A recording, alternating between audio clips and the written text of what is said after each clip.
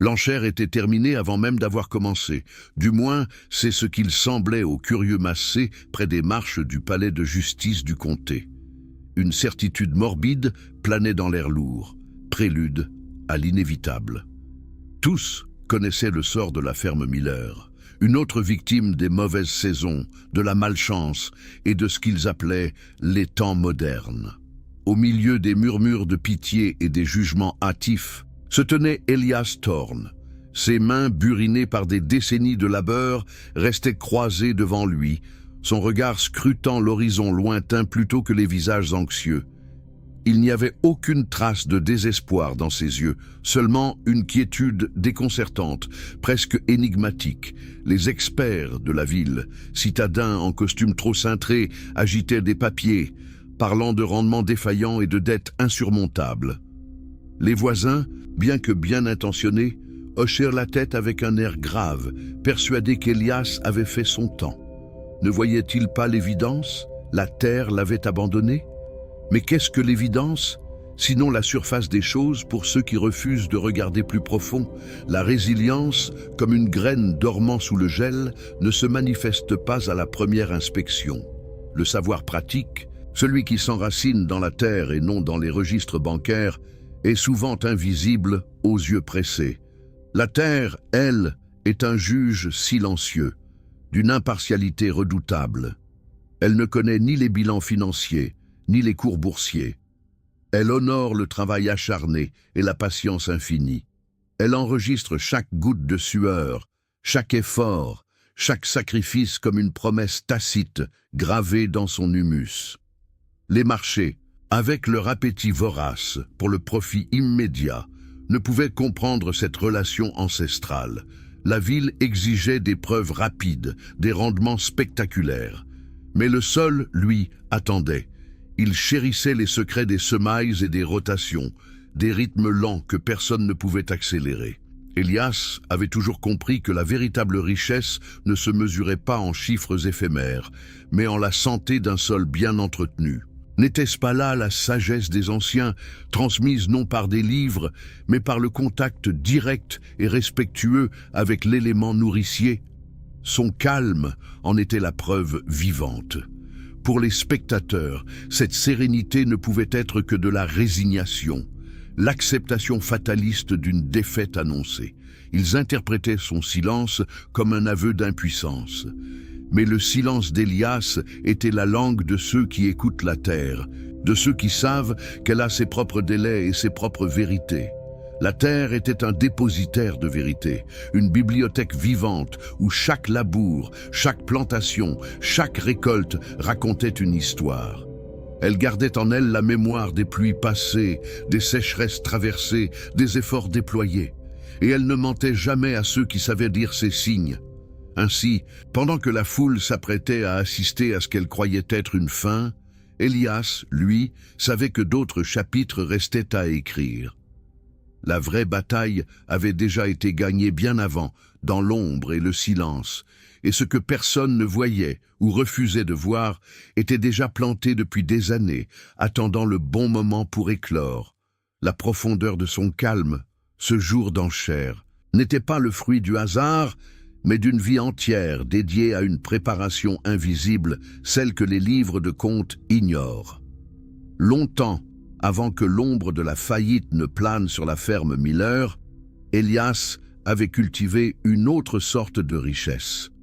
Un savoir enraciné, une prudence méthodique, patiemment tissée dans le grand tableau de ses jours, échappant au regard pressé. Ces registres financiers n'étaient pas seulement des colonnes de chiffres.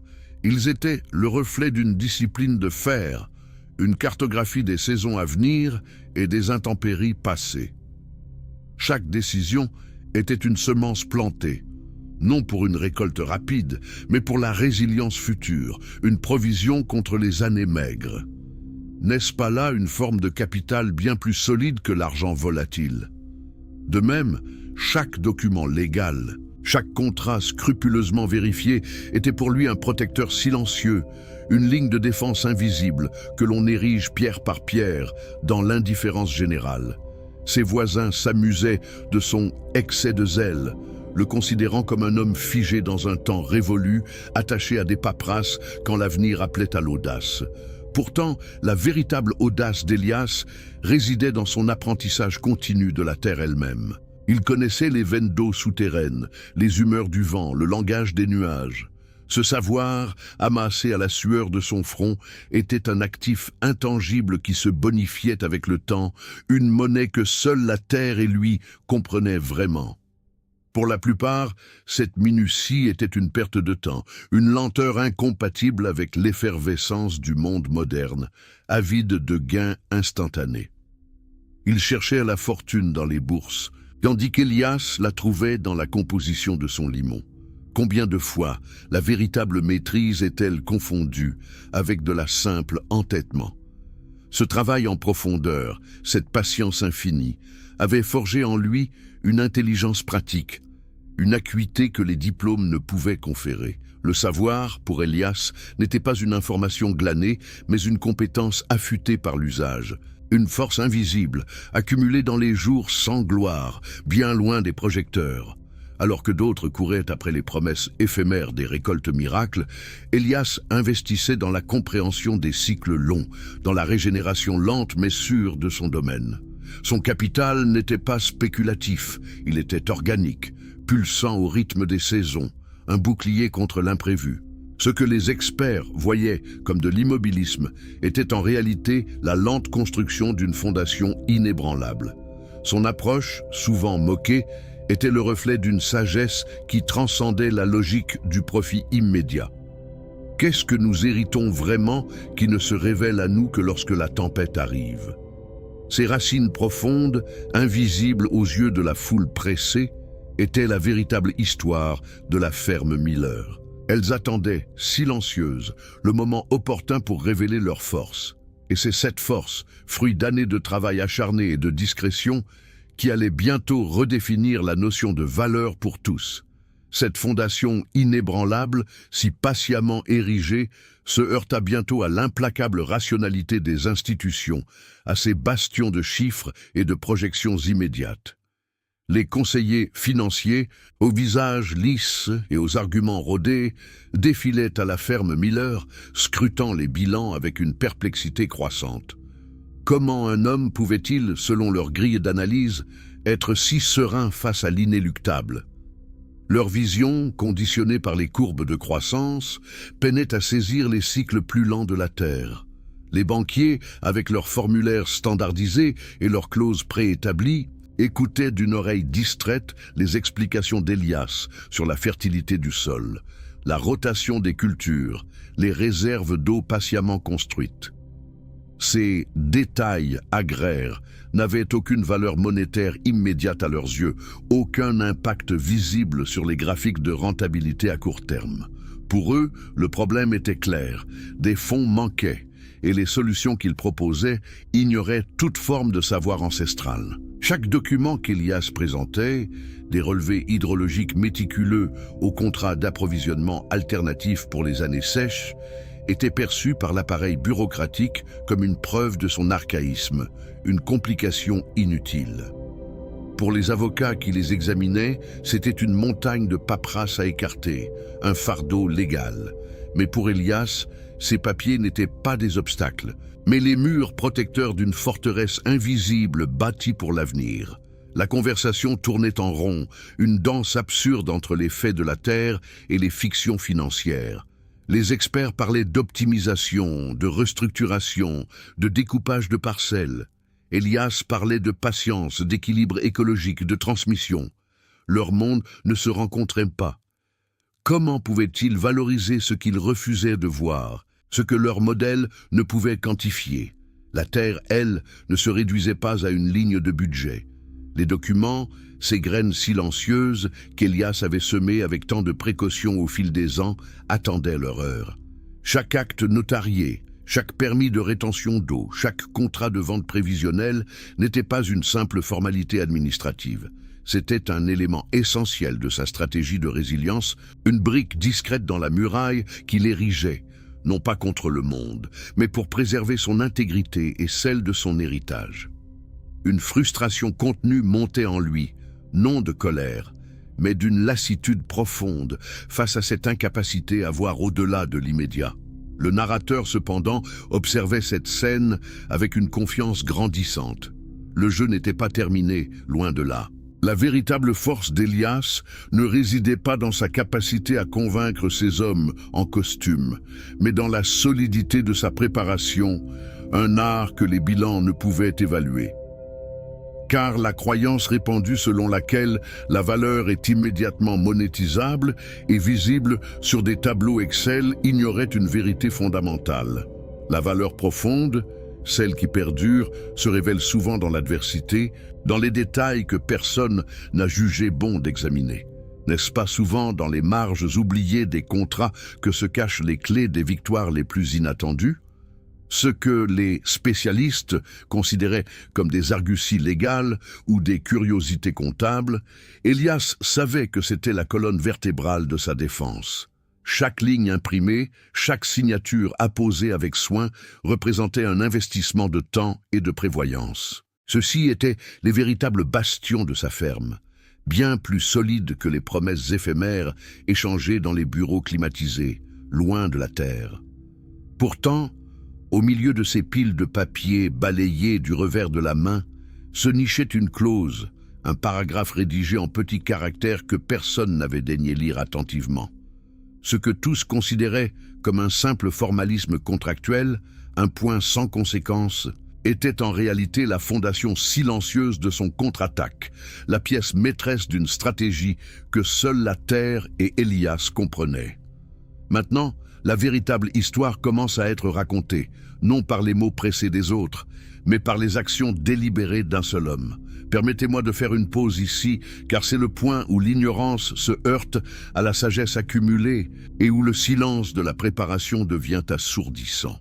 Une vérité fondamentale s'apprête à éclore, celle que l'on ne saurait saisir sans une réelle profondeur. La langue silencieuse du travail acharné et de l'anticipation n'est jamais comprise par ceux qui ne parlent que le dialecte du profit immédiat. Elias, lui, parlait le langage de la terre, des cycles longs et des protections invisibles. Ces années d'attention méticuleuse avaient tracé un chemin que les citadins, avec leurs cartes abstraites, étaient incapables de percevoir. Le travail que l'on fait en privé est le plus retentissant. Au cœur de cette stratégie se trouvait une clause, jugée insignifiante par les légistes pressés. Un amendement discret à un contrat d'eau ancien, datant de l'époque de son grand-père, prévoyait des droits prioritaires en cas de sécheresse prolongée. Un texte oublié, réactivé par Elias des années auparavant, protégeant l'irrigation vitale de ses champs. Qui aurait pu voir une telle prévoyance dans ces vieux parchemins? Ce n'était pas un coup de chance, mais l'aboutissement d'une recherche patiente. De nuit, passées à dépoussiérer des archives locales et à consulter de vieux fermiers. Il avait compris que la terre ne pardonne pas l'oubli des engagements passés. Chaque ligne de ce document était une semence, chaque effort pour la préserver un labour, une diligence que personne n'avait remarquée. Le travail que l'on fait en privé est toujours plus retentissant que tout ce que l'on dit en public lorsque le moment vient. Elias n'avait jamais claironné ses efforts. Il avait simplement agi avec une foi inébranlable dans la loi, la terre et les engagements écrits. Son silence n'était pas une absence de voix, mais une concentration d'énergie vers la pérennité. Les experts, aveuglés par leurs modèles financiers et leurs indicateurs à court terme, n'avaient vu qu'une exploitation en déclin, incapable de s'adapter. Ils avaient balayé les détails légaux et historiques, considérant la bureaucratie comme un obstacle et non comme un outil. Leur vision étroite les empêchait de percevoir la profondeur de la préparation d'Elias. Comment évaluer ce que l'on refuse d'examiner? Ainsi, Elias avait parlé une langue que peu comprenaient, celle des parchemins méticuleusement archivés, des droits patiemment réaffirmés. Il avait réactivé le passé pour protéger le futur. Le savoir le plus profond n'est jamais le plus large. Il est celui qui va jusqu'au fond d'une vérité et y reste assez longtemps pour la comprendre. Son action était sa parole la plus forte. La satisfaction n'était pas celle du triomphe bruyant, mais d'une profonde affirmation de ses convictions. C'était la confirmation que la persévérance et le respect des lois naturelles et humaines finissent toujours par porter leurs fruits, même lorsque les apparences sont contre vous. L'intelligence ne se mesure pas à la rapidité, mais à la durabilité de l'action. Une leçon silencieuse pour tous les observateurs. Pourtant, cette révélation n'était que la première strate de sa défense. Connaître la vérité est une chose, la faire accepter en est une autre, surtout face à des esprits figés dans leur certitude. Comment Elias allait-il faire entendre la langue de la terre à ceux qui n'écoutaient que le fracas des chiffres? Le plus grand défi restait à venir, au-delà de la simple documentation. L'air de la salle, déjà tendu, se densifia soudain alors qu'Elias, d'un geste délibéré, fit glisser sur la table non pas une seule, mais une liasse de documents jaunis, reliés par une ficelle patinée. Ce n'étaient pas de simples papiers, mais des parchemins d'histoire, des testaments silencieux d'une prévoyance ignorée, parlant d'engagements pris bien avant que les experts n'apprennent à lire un bilan. La véritable récolte ne se mesure-t-elle pas parfois en documents soigneusement conservés? Le silence qui suivit était d'une profondeur assourdissante, lourd du poids des certitudes ébranlées. Les banquiers, le teint pâle, et les avocats, le regard soudainement figé, se penchèrent, leurs murmures habituels étouffés par la révélation. Chaque feuille qu'Elias dévoilait était une brique dans un mur que tous croyaient inexistant, une preuve irréfutable de ses droits d'eau prioritaires, de ses rotations culturales certifiées, de ses accords de vente prévisionnels. Chaque contrat, chaque amendement, chaque signature parlait d'une clairvoyance qui transcendait les fluctuations du marché. Une sagesse paysanne qui avait anticipé la tempête bien avant qu'elle ne soit annoncée à la radio. N'est-ce pas la définition même de la maîtrise que de planter dans le présent les solutions aux problèmes de demain alors que nul autre n'y pense? La métaphore de la terre qui nourrit prenait alors tout son sens. Elias n'avait pas seulement cultivé ses champs, il avait cultivé son avenir, semant la patience, arrosant la prévoyance et sarclant les détails, un acte de foi dans la persévérance.